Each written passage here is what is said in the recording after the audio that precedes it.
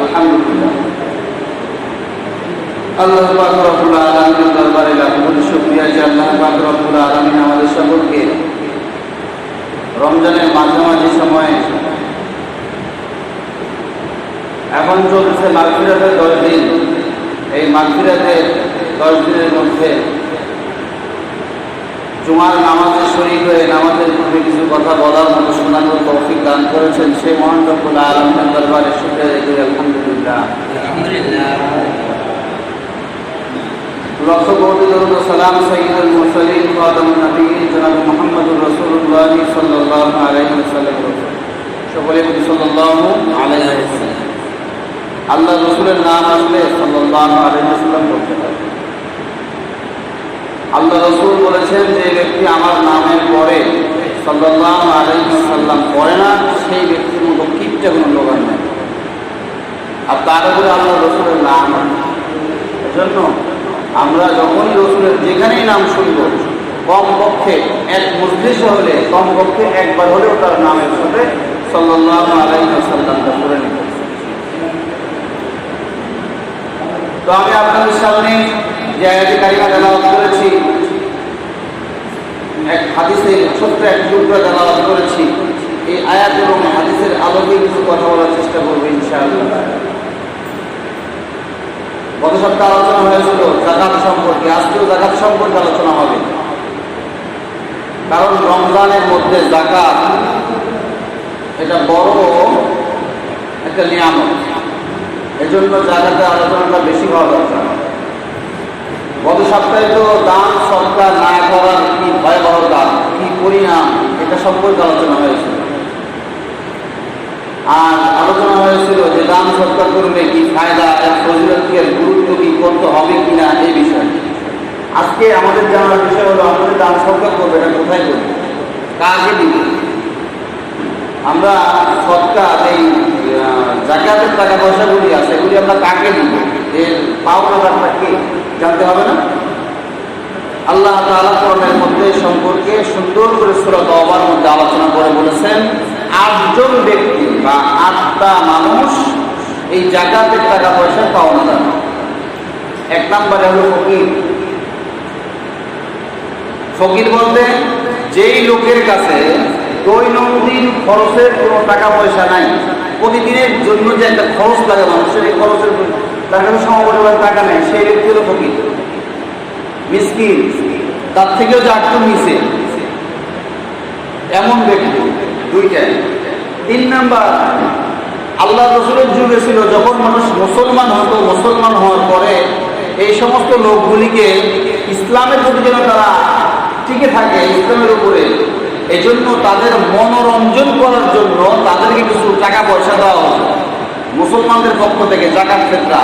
সেই টাকা তারা মনে করতো যে আমি তো যে ধর্ম থেকে এসেছি, সেই ধর্ম থেকে আসার কারণে আমার তো সম্পদ আছে কিছুই নেই, তো মুসলমানরা আমাকে সহযোগিতা করেছে, এটা যেন মনে করে সে যেন ইসলামের মধ্যে কায়েম থাকে, এই জন্য তাকে দেওয়া হতো। এটাকে বলা হয় মুআল্লাফাতুল কুলুব। এই 3 নাম্বার ব্যক্তি হলো মুআল্লাফাতুল কুলুব। সেটা বর্তমান সময় মুআল্লাফাতুল কুলুবের কোনো মাসলা নেই, এটা শেষ। এখন বর্তমান সময় আল্লাহ তাআলার পক্ষ থেকে যে ঘোষণা এসেছে, তার মধ্যে বর্তমানে 7 জনকে যাকাত ফিতরা দেওয়া যাবে। এরপরে 4 নাম্বার, যে ব্যক্তি আমেল, মানে যাকাত ফিতরা। এখন আমাদের তো সময় এমন না, ইসলামী যুগে ইসলাম খলিফা যেগুলি ছিল, খলিফার সময় যাকাত আদায় করার জন্য এক একটা এলাকার জন্য এক একজন ব্যক্তিকে নির্ধারণ করে দেওয়া হতো যে এই পুরো এলাকার যাকাত বা ফিতরার টাকা তুমি উঠাবে। তো বিশেষ করে এই সমস্ত লোক যারা আমেল যাওয়া হয়, তারা অধিকাংশ গরিব হয়, এই জন্য যাকাতের একটা অংশ তাদেরকে দেওয়া যেতে পারে। 5 নাম্বার ব্যক্তি হলো যে ব্যক্তি আগের জামানায় তো গোলাম বান্দি ছিল না, এই গোলাম বান্দি, আমি একটা মানুষ গোলাম, সেই গোলাম যদি তার মালিক তাকে বলে যে তুমি যদি আমাকে এত পরিমাণ টাকা দিতে পারো তাহলে আমি তোমাকে আজাদ করে দিব, তো সেই গোলামকে এই যাকাত ফিতরার টাকা দেওয়া যাবে, যাতে করে সে তার মালিককে দিয়ে সে মুক্ত হতে পারে। 6 নাম্বার ব্যক্তি হলো, এটা 5 নাম্বার বললাম, 6 নাম্বার ব্যক্তি হলো ঋণগ্রস্ত। আমাদের সমাজের মধ্যে অনেক মানুষ ঋণগ্রস্ত ঋণগ্রস্ত হয় না? এই ঋণগ্রস্ত ব্যক্তি, যে ব্যক্তির কোনো আর উপায় নাই, সে পারতেছে না, তো তাকে জাকাতের টাকা দেওয়া যেতে পারে। সে জাকাতের টাকা দিয়ে সে ঋণ থেকে মুক্ত হবে।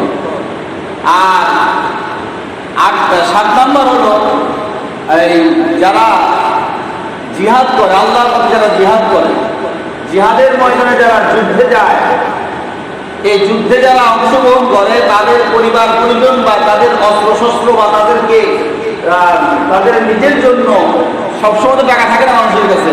তো সেই সময় মানুষ ওই সমস্ত যোদ্ধাদেরকে, যারা মুজাহিদ থাকে, তাদেরকে টাকা পয়সা দেওয়া যেতে পারে। আর 8 নম্বর যে ব্যক্তি, সেটা হলো মুসাফির ফি সাবিলিল্লাহ। মুসাফির আছে না কিছু, এখনকার মুসাফির তো মুসাফির নেই। আগে যারা দেখা যেত জম্মু কোথায় থেকে আসলে এক লোক এসে মসজিদে কয়েকদিন থাকতো বা এখানে থাকতো ওখানে থাকতো, থাকে না হবে, যার বাড়ি ঘর নাই, কোনো মসজিদ নাই, কোনো ইয়ে নাই, মানুষের আল্লাহ তাআলার পথে আছে, এমনি এমনি না, আবার ভবঘুরে না। মুসাফির যে ব্যক্তি, তাকে দেওয়া যেতে পারে।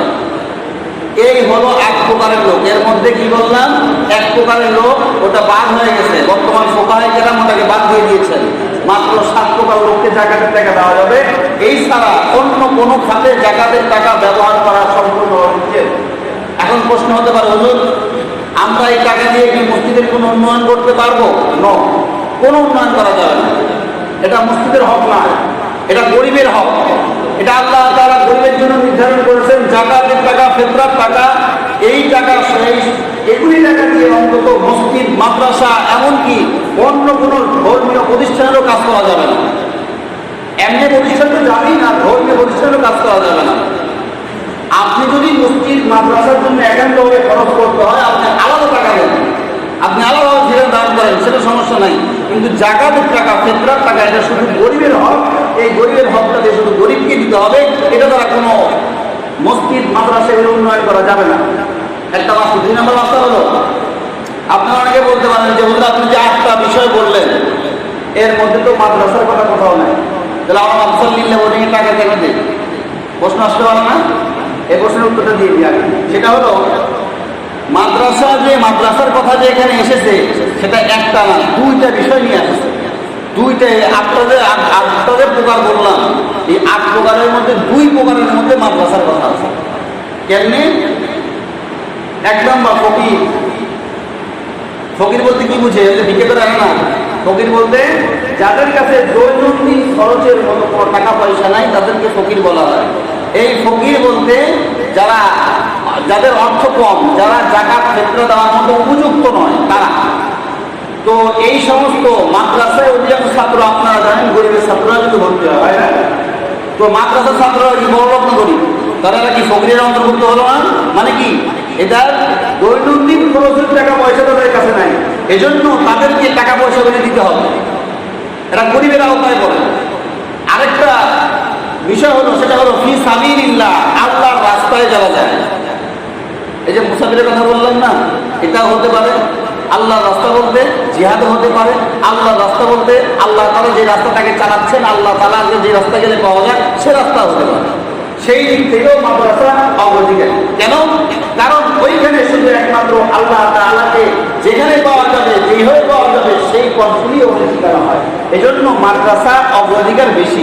আরেকটা বিষয়, এখন বলতে পারেন যে আমি আমার এলাকার মধ্যে গরিব মানুষকে আবার দিয়ে মাদ্রাসায় দিলে কি আমার সওয়াব বেশি হবে না কম হবে? অবশ্যই সওয়াব বেশি হবে। কেন? 2টা সওয়াব হবে। মাদ্রাসা দিলে কটা সওয়াব হবে? 2টা। কথা বলেন একটু, কটা? 2টা। কেন? 1 নম্বর, আল্লাহ রাসূল সাল্লাল্লাহু আলাইহি ওয়াসাল্লাম হাদিসের মধ্যে ডাক দিয়ে বলেন যে তোমরা আলেম হও। কি হও? আলেম হও। যদি আলেম না হতে পারো, তাহলে আলেমের বাবা হও।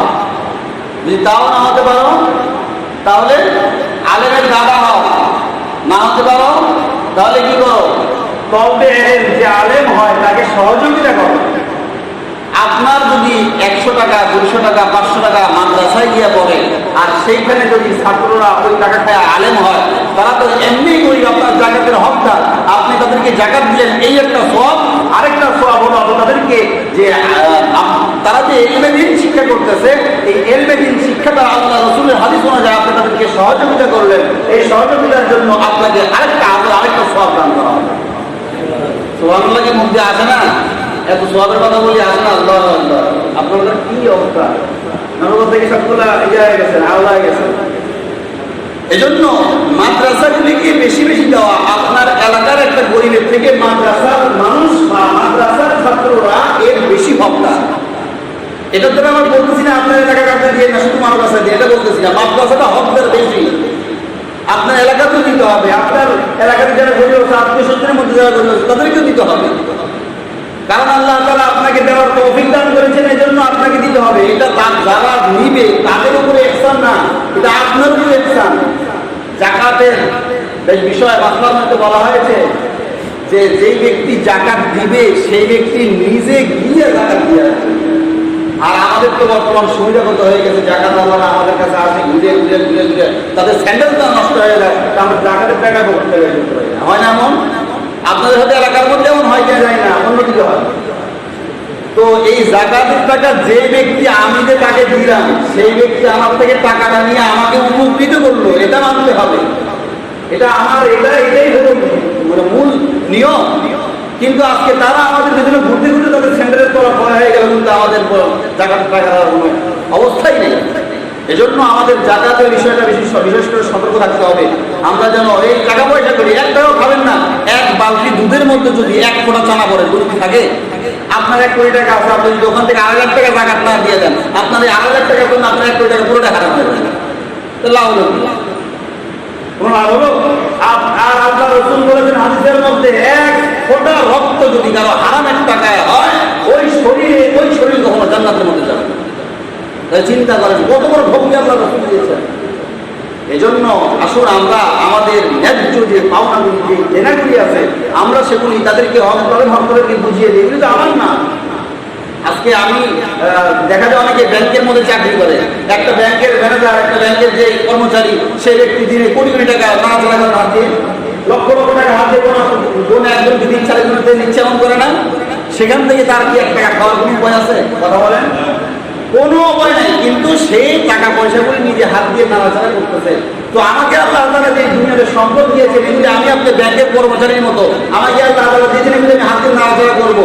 এখান থেকে আমাকে ব্যাংকের ম্যানেজারকে যেমন বেতন দেওয়া হয়, তার একটা নির্ধারিত বেতন আছে।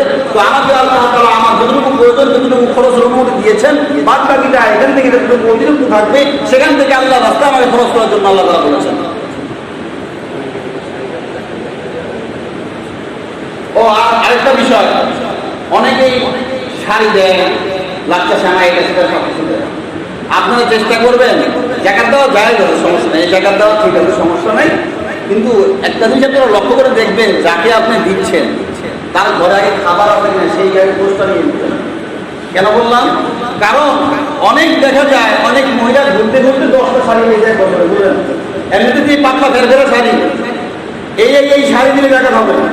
এই যে বার্তা শাড়ি, এগুলো দিলে জাকাত। আল্লাহ রাসূল বলেন, পরিপূর্ণ মুমিন সেই ব্যক্তি যেই ব্যক্তি নিজের জন্য যা পছন্দ করে, তার মুমিন ভাই বোনের জন্য সেটাই পছন্দ করে। আমি যদি ওই শাড়ি না পরতে পারি, আমার স্ত্রীকে যদি ওই শাড়ি পরাতে না পারি, ওই শাড়ি যদি আর মানুষকে জাকাত দিয়ে দিই, ওই শাড়ি দ্বারা জাকাত পাওয়াই হবে। কথা বুঝে আসছে ক্লিয়ার? আপনি যে লুঙ্গি একজনকে দিবেন, সেই লুঙ্গি যদি আপনি নিজে না পড়তে পারেন, সেই লুঙ্গি যদি আপনি কাউকে জাকাত দেন, সে জাকাতের জাকাত দেওয়া হবে। আপনি লক্ষ লক্ষ টাকা লুঙ্গি দেন, কোনো লাভ নেই। আরেকটা বিষয়, আপনি তার ঘরে আগে খোঁজ দিলেন তার ঘরে খাবার আছে কিনা। কারণ বর্তমান সমাজে দেখা যায় একজনের বাড়িতে 10টা শাড়ি হয়ে গেছে, কিন্তু ঘরে খাবার নাই। এজন্য খাবারটা আগে তাকে দেখতে হবে, তার বাড়িতে ঈদের দিন, খুশির দিন, তার ঘরে লাচ্চা সেমাই আছে কিনা। কারণ আমার ঘরে লাচ্চা সেমাই আনছি, আমার ঘরে মিষ্টির আয়োজন করছি, আমার ঘরে গোস্ত আনছি। তো আমার আরেক ভাই, সে গরিব মানুষ, তার ঘরে কি এগুলি রান্না হতে না, সে আমার প্রতিবেশী, তার ঘরে কি গোস্ত, তার ঘরে কি একটু লাচ্চা চিনি সেমাই এগুলি রান্না হচ্ছে কিনা, এগুলো খোঁজ দিবেন। যদি আপনি এগুলি খোঁজ নিতে পারেন, তারপরে আপনি জায়গা দিয়ে তার কি প্রয়োজন, তার প্রয়োজনটা যেটা সেটা দিবেন। তার যদি শাড়ি প্রয়োজন হয় তাকে শাড়ি দিবেন, তার যদি লুঙ্গির প্রয়োজন হয় তাকে লুঙ্গি দিবেন, তার যদি একটা জামার প্রয়োজন হয় তাকে জামা কাপড় দিবেন, তার যদি খাবারের প্রয়োজন হয় খাবার দিবেন, তার যদি 1 কেজি গোস্তের দরকার থাকে আপনি 1 কেজি গোস্ত কিনে দিবেন, না পারেন হাফ কেজি দিবেন, না পারেন 1 পোয়া দিবেন। কিন্তু তার যেটা প্রয়োজন সেই প্রয়োজন মাফিক তাকে দিবেন, অথবা তাকে টাকা দিয়ে দিবেন, সে টাকা দিয়ে যাই সেটাই করবেন। কথা বুঝে আসছে ক্লিয়ার? এজন্য আমরা জাকাত দেওয়ার সময় আগে নিজে খোঁজ নিয়ে নিব যে আমাদের এই জাকাতটা যে তাকে দিচ্ছি, এই জাকাতে তার উপকার হচ্ছে না অপকার হচ্ছে। এজন্য সবাই এটা বিশেষ করে এটাতে খেয়াল রাখবো। আরেকটা বিষয় আমরা খেয়াল রাখবো, জাকাতের সময় আমরা আমাদের নিয়তটাকে ঠিক করতে। অনেকের মধ্যে দেখা যায় ক্লাস নাই, নিয়ত নাই। এই নিয়ত বড় দৌলত, বড় দৌলত। কি বলবো আপনাদেরকে, এই নিয়ত যদি মানুষের সহি হয়ে যায়, এই নিয়তের দ্বারা আল্লাহ তাআলা সব কিছু আল্লাহ তাআলা বাড়াই দিতে পারবেন। আবার এই নিয়ত যদি খারাপ হয়ে যায়, আপনি কোটি কোটি টাকা দিয়ে এই নিয়ত যদি খারাপ হয়, কোনো লাভ হবে না।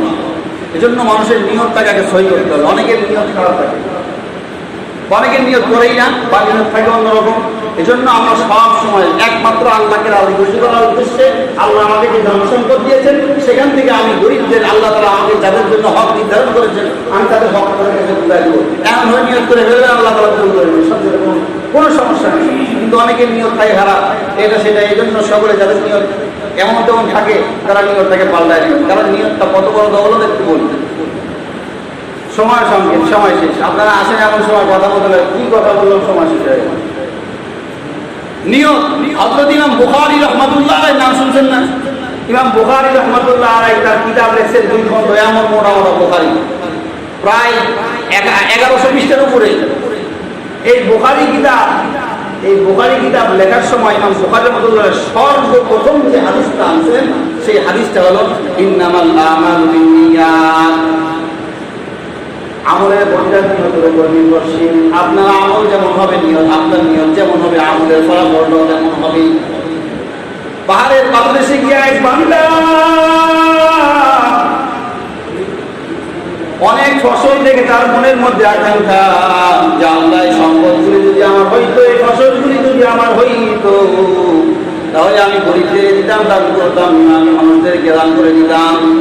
এই কথাটা বলার কারণে তার অন্তরের মধ্যে যখন চোট নিয়ে আঘাত নিয়ে কথাটা নিয়তটা সহি করে যখন সেই ব্যক্তি বলেছে, আল্লাহর বান্দা ওখান থেকে চলে আসার পর আল্লাহ তাআলা জিবরাইল আমিনের মাধ্যমে তার কাছে আওয়াজ পৌঁছায় দিলেন যে, বান্দা, তুমি এই সম্পদ পাওয়ার পরে দান করলে যে সওয়াব পাইতা, তোমার মনের মধ্যে যে নিয়তটা আগ্রহটা ধরতেছে, সেই তোমার নিয়তটা আমি আল্লাহ তাআলার জন্য হওয়ার কারণে, তোমার নিয়তটা সহি হওয়ার কারণে আমি আল্লাহ তাআলা তোমাকে ওই সম্পদ দান করার সওয়াবের নিয়ে দিয়ে দিলাম। এজন্য নিয়ত করতে শুধু সম্পদ দেওয়া লাগে নাই, আল্লাহ তাআলা তার আমলনামায় যে সম্পদ দান করার সওয়াব দিয়ে দিয়েছেন। নিয়ত এত বড় জিনিস। নিয়ত সম্পর্কে আমি একটু বলি। হযরত আদম আলাইহিস সালাম, আমাদের আদি পিতা আদম আলাইহিস সালাম যখন জান্নাত থেকে দুনিয়ার জমিনে চলে আসছেন, জমিনের মধ্যে আদম আলাইহিস সালাম আসছেন, শরীরের মধ্যে আর কোনো পোশাক নাই, শরীরের মধ্যে হলো জান্নাতি পাতার পোশাক লাগানো। জঙ্গলার হরিণেরা খবর পায় চলছে, সামনের দিকে গিয়ে হযরত আদম আলাইহিস সালামকে দেখার পরে যখন সেখান থেকে বিদায় নিবে, হরিণদেরকে দেখিয়া হযরত আদম আলাইহিস সালাম তাদেরকে জান্নাতি পাতা ছিঁড়ে দিলেন। তারা পাতা চিবিয়ে খেয়ে ফেলল। আল্লাহ পাক রব্বুল আলামিন সাথে সাথে তাদেরকে 3টা নিয়ামত দান করে দিলেন। কয়টা? কথা বলেন, কয়টা? 3টা নিয়ামত। 1 নম্বরে তাদের চেহারা সুন্দর হয়ে গেল, 2 নম্বরে তাদের গোশতের মধ্যে মজা বেড়ে গেল, আর 3 নম্বরে তাদের নাভির নিচে একটা কস্তুরীর জন্ম হয়ে গেল। কস্তুরীর নাম শুনেন নাই? কস্তুরী, মৃগ নাভি যেটাকে বলা হয়, এই কস্তুরীর জন্ম হয়ে গেল। পাতা খায় যখন জঙ্গলে চলে গেল, পুরো জঙ্গল ঘ্রাণে মুখরিত হয়ে গেল। যারা যেতে পারে নাই সেই সমস্ত হরিণরা দিয়ে পেটের ঘ্রাণ পরিপাইছে বলে আদম নবীর জান্নাতি পাতার ঘ্রাণ বলে, তাই না? হয়, তাহলে আমরাও যাই। দ্বিতীয় দল হরিণ রওনা হয়ে গেল। হযরত আদম আলাইহিস সালামের সামনে যাওয়ার পরে আদম আলাইহিস সালাম তাদেরকেও পাতা ছিঁড়ে দিলেন, তারাও পাতা খাইল। কিন্তু দেখে আগের হরিণের পাতার মধ্যে ঘ্রাণ ছিল, এদের মধ্যে ঘ্রাণ নাই। আর আগের হরিণদেরকে আল্লাহ তাআলা 3টা নিয়ামত দান করেছেন, এদেরকে 3টা নিয়ামত দান করে নাই, 2টা নিয়ামত দান করেছেন। 1 নম্বরে চেহারা সুন্দর হয়ে গেল, 2 নম্বরে গোশতের মধ্যে মজা বেড়ে গেল, 3 নম্বরে আর নাভির মধ্যে কস্তুরীর জন্ম হলো না। বিষয় হলো কারণটা। এজন্য জঙ্গলায় হরিণ আছে হাজার হাজার লক্ষ লক্ষ, সব হরিণের নিচে নাভির নিচে কস্তুরী নেই। কিছু হরিণের নিচে আছে, কিছু হরিণের নিচে নেই। কেন? বিষয় হলো কারণটা।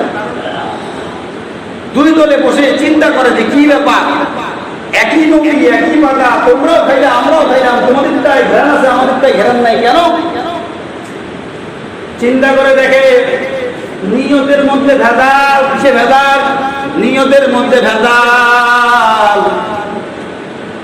আমরা প্রথম দল গিয়েছি আদম নবীকে দেখার জন্য, বিদায় বেলা হাতিয়া পাইলাম পাতা। এই পাতা খাওয়ার কারণে আল্লাহ তাআলা আমাদেরকে জান্নাতি পাতার ঘ্রাণ দিয়ে দিয়েছেন। আর তোমরা তো আদম নবীকে দেখতে চাও না, তোমরা গেছো পাতা আনার জন্য। তোমাদের নিয়তের মধ্যে গড়বড় হওয়ার কারণে আল্লাহ তাআলা পাতার যে ঘ্রাণ আল্লাহ তাআলা গায়েব করে ফেলেছে। এই জন্য নিয়তটা কত দেখেন, একমাত্র আগের দল গেছিল আদম নবীকে দেখার জন্য, যা গিয়ে পাইছে পাতা, তারা খাইছে, তাদের আল্লাহ তাআলা নিয়ামত দান করেছেন। আর এরা ঘেরান পাওয়ার জন্য পাতা খাইতে গেছে, এই জন্য তাদের নিয়তের মধ্যে গড়বড় হওয়ার কারণে তাদের ঘেরানটাই আল্লাহ তাআলা আউট করে দিয়েছে। এই জন্য নিয়তটাকে সহি করতে হবে মুসলমান। হে আল্লাহর গোলাম, একটু চিন্তা করে দেখেন, আজকে আমি আপনি যদি দুনিয়া থেকে চলে যাই, কি জবাব দিব আল্লাহর কাছে? আজকে আমার আপনার সন্তানের যুবক ভাই পায়ে হাত দিয়া বলিয়া যায়, এখনো সময় আছে, আল্লাহ তাআলার গোলামি করো, আল্লাহ তাআলার পথে ফিরে আসো, গুনার পথ থেকে ফিরো রে ভাই। কারণ আজকে যদি দুনিয়া থেকে চলে যাও, রাত্রিবেলা যদি ঘুমের মধ্যে মরিয়া যাও, কোনো হদিস থাকবে না।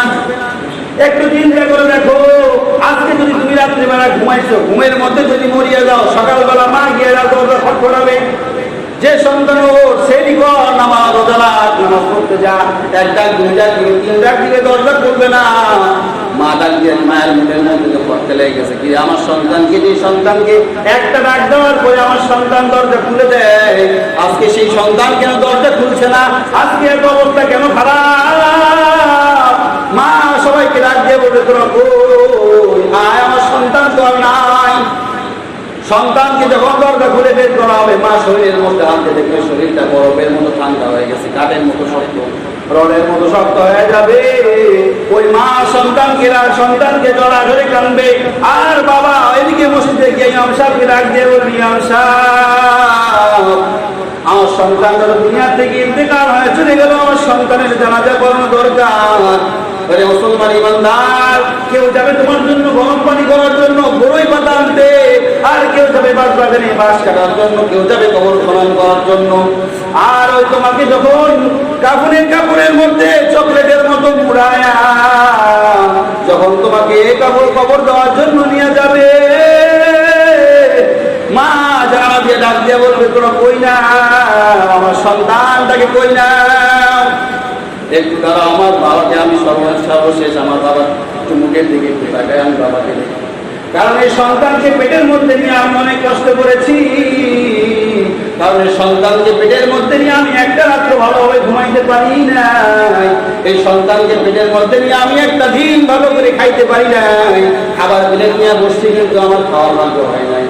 আজকে আমার সন্তান আমার বুক খালি করে চলে যাচ্ছে, আমি কোথায় রাখবো? আমি কাকে নিয়ে থাকবো, মা পাগল হয়ে যাবে। এর মুসলমান ভাই, এখানে শেষ। আমি আপনি যদি আজকে চলে যাই, আমার আপনার আর কিছুই হবে না, কোনো কাজে লাগবে না, সবাই একটু কান্নাকাটি করে আমাকে কবরস্থানে ফেলে রাখবে। আমার এটা কি হবে? আল্লাহর কাছে আমি কি জবাব দিব? একটু চিন্তা করে দেখেন। এই জন্য মানুষের মরার কোনো গ্যারান্টি নাই। এখনো সময় আছে যুবক ভাই, পায়ে হাত দিয়ে বলিয়া যায়, এখনো সময় আছে, সময়টা আল্লাহ তাআলার পথে ফিরে আসো। আল্লাহ তাআলার পথে ফিরে আসার পরে যদি আল্লাহকে ডাক দিয়ে বলো, দয়াল মালিক, জীবনে অনেক গুনাহ করে ফেলেছিলে, আল্লাহ আমাকে তুমি মাফ করে দাও, কারণ তুমি যদি আমাকে মাফ না করো আমি কোথায় যাব? তোমার জমিন ছাড়া তো যাওয়ার জায়গা নাই। আল্লাহ তাআলাকে যদি হবে কোনো মানুষ বলে, আল্লাহ তাআলা সাথে তাকে মাফ করে দিবেন। যদি পাহাড় সম পরিমাণ গুনাহ করে, সে আল্লাহ তাআলা তাকে পাহাড় সম পরিমাণ গুনাহ আল্লাহ তাআলা তাকে মাফ করে দিবে। এই জন্য আসেন, আমরা রমজান মাস চলে যাচ্ছে, আজকে মাগফিরাতের 10 দিন চলে গেল, আর এই মাগফিরাতের 10 দিন আর জমা নাই, একটাই জমা ছিল। তো এই মাগফিরাতের 10 দিন, এই মাগফিরাতের 10 দিন আল্লাহ তাআলা এখানে মাফ করে দিবেন আমাদেরকে। এই 10 দিনের মধ্যে আমরা কি করলাম? আজকে 17 রমজান চলে যাচ্ছে, আর 3 জায়গায় আছে। চিন্তা করেন আমরা কতটুকু রমজানের ফায়দা বরকত দিতে পেরেছি। মৃত্যু হয়ে গেলে আমরা কি জবাব দেবো? এতটুকু চিন্তা করেন, তো আর কিচ্ছু করা লাগবে না। একটা মানুষ যদি প্রতি ঘন্টায় 1 মিনিট করে চিন্তা করে, 24 ঘন্টা যদি 24 মিনিট চিন্তা করে যে আমি আজকে যদি এখন মরে যাই আমার কি অবস্থা হবে, তার দ্বারা কিন্তু নেওয়া সম্ভব না। এজন্য আমরা মৃত্যুর চিন্তা বেশি বেশি করে করবো। যদি মৃত্যুর চিন্তা বেশি না আসে, গোরস্থানের দিকে যাবো, গোরস্থানে গিয়ে মোটানের দিকে তাকাইলে, গোরস্থানে গিয়ে কবরের দিকে তাকাইলে মৃত্যুর কথা স্মরণ হয়। আরেকটা বিষয় না বললেই না, সময় খুবই সঙ্গে কি বয়ান করবো, একটা কথা না বললেই না, সেটা হলো আপনারা সবাই জানেন যে রমজানের শেষ দশকে ইতিকাফ করা হয়, জানেন না? কথা বলেন, ইতিকাফ করা হয়। এই এতেকাফটা আমাদের জন্য কতটা জরুরি। আল্লাহ রাসূল সাল্লাল্লাহু আলাইহি ওয়াসাল্লাম হযরত আয়েশা রাদিয়াল্লাহু তাআলা বলেন যে আল্লাহ রাসূল সাল্লাল্লাহু আলাইহি ওয়াসাল্লাম মৃত্যুর আগ পর্যন্ত প্রতি বছর এই এতেকাফ করতেন। হযরত আবু হুরায়রা বলেন একবার আল্লাহ রাসূল সফরে যাওয়ার কারণে এক বছর এতেকাফ করতে পারেননি, এজন্য মৃত্যুর আগের বছর আল্লাহ রাসূল একাধারে 3 দিন এতেকাফ করেছেন। এই এতেকাফটা কয় প্রকার? 3 প্রকার। কয় প্রকার? 3 প্রকার। কথা বলেন কয় প্রকার? 3 প্রকার। 1 নম্বরে ওয়াজিব এতেকাফ, 2 নম্বরে সুন্নতে মুআক্কাদায়ে কিফায়া, আর 3 নম্বরে হলো নফল এতেকাফ। তো 1 নম্বর যেটা ওয়াজিব সেটা হলো আমরা যখন সব মানত করি যে আল্লাহ আমার যদি এই কাজটা হয় তাহলে আমি এমন এতেকাফ করবো, অনেক বড় রোজা রাখবো, অনেক বড় দান সত্য করবো, করে না? এই যদি কেউ মানত করে এই মানতের এতেকাফ করা হলো ওয়াজিব। যদি আপনার কাজটা পূর্ণ হয়ে যায় তাহলে আপনাকে এতেকাফ 10 দিন করতে হবে। আপনি যে কদিন এতেকাফের নিয়োগ করবেন সেই কদিন করতে হবে। এর জন্য রোজা শর্ত, মানে রমজান মাসের শেষ দশকেই করতে হবে। আর একটা এতেকাফ সুন্নতে মুআক্কাদায়ে কিফায়া, সেটা আমরা প্রতি বছর যেটা করি মসজিদের মধ্যে, যে মসজিদের মধ্যে শেষ দশকে যে এতেকাফটা করা হয় সেটা হলো সুন্নতে মুআক্কাদায়ে কিফায়া। এটার জন্য আমাদের রোজা জরুরি। আর এটার বিধান হলো যদি কোনো মানুষ করে তাহলে তো ভালো, আর যদি এলাকাবাসী, গোটা এলাকাবাসী থেকে যদি কেউ না করে তাহলে সে গুনাহগার হবে। বলেন কেন? কারণ হলো এটা সুন্নতে মুআক্কাদায়ে কিফায়া, যেটা আল্লাহ রাসূল প্রতি বছর করেছেন। আপনি আমি যদি এটাকে ছেড়ে দিই তাহলে এর দ্বারা আমাকে আর পুরো এলাকাবাসী গুনাহগার হবে। আর যদি কোনো একজন বসে তাহলে একজনের দ্বারা গোটা এলাকাবাসীর পক্ষ থেকে আদায় হয়ে যাবে। এজন্য বলা হয়েছে যদি কোনো মানুষ বসতে না চায় এমনি দরকার হয় তাকে টাকা দিয়ে কামলা, যেন আমরা কামলা টাকা দিই না, প্রতিদিন ধার্য করে হলেও তাকে মজুরি দিয়ে হলেও তাকে বসানো উচিত, যে কোনো একজনকে কম পক্ষে। আর যদি বেশি করে তাহলে তো ভালো। আর নফল ইবাদত, নফলে দেখা সেটা হলো যখন তখন আপনি করতে পারেন। যেমন আমরা মসজিদে ঢোকার সময় মসজিদের 5টা সুন্নত আছে ঢোকার, এখানে আসে 5 নাম্বার সুন্নত হলো গিয়ে থেকে আমি নিয়োগ করলাম। মসজিদে ঢুকলে ঢুকে বললেন আল্লাহ আমি এদিকে নিয়োগ করলাম, বাস আপনি এদিকে সব পাই গেলেন। এই হলো মূল কথা। এজন্য 20 তারিখ 20 রোজা, 20 নাম্বার রোজার মাগরিবের আগে মসজিদে ঢুকতে হবে। সূর্য ওঠার, চন্দ্র ওঠার আগে, সূর্য ডুবার পরে, মানে মসজিদে ঢুকতে হবে মাগরিবের আগে। আর ঈদের চাঁদ, শাওয়ালের চাঁদ দেখে মসজিদ থেকে বের হতে হবে, মানে কোনো প্রয়োজন ছাড়া মসজিদের বাইরে যাওয়া যাবে না। এটা হলো বিধান। এজন্য আমরা সকলে এতেকাফ করবো তো ইনশাআল্লাহ। আপনারা অনেকে বসে থাকবেন, অনেকে আড্ডা দিবেন, অনেকে এটা সেটা করবেন। এটা ভালো একটা সুযোগ, রমজান মাসে কিছু কামাই করে নেন। এই জন্য আমরা সকলে এতেকাফ করার চেষ্টা করবো। আর এই মসজিদে যেন অবশ্যই এতেকাফ বসে, এতেকাফের কেউ না কেউ হলে যেন বসে, আমরা সেদিকে মসজিদ কমিটি লক্ষ্য রাখবো। আল্লাহ তাআলা আমাদের সকলকে যে কথাগুলি বললাম এর উপরে আমাদের তৌফিক দান করুন। আমার তৌফিক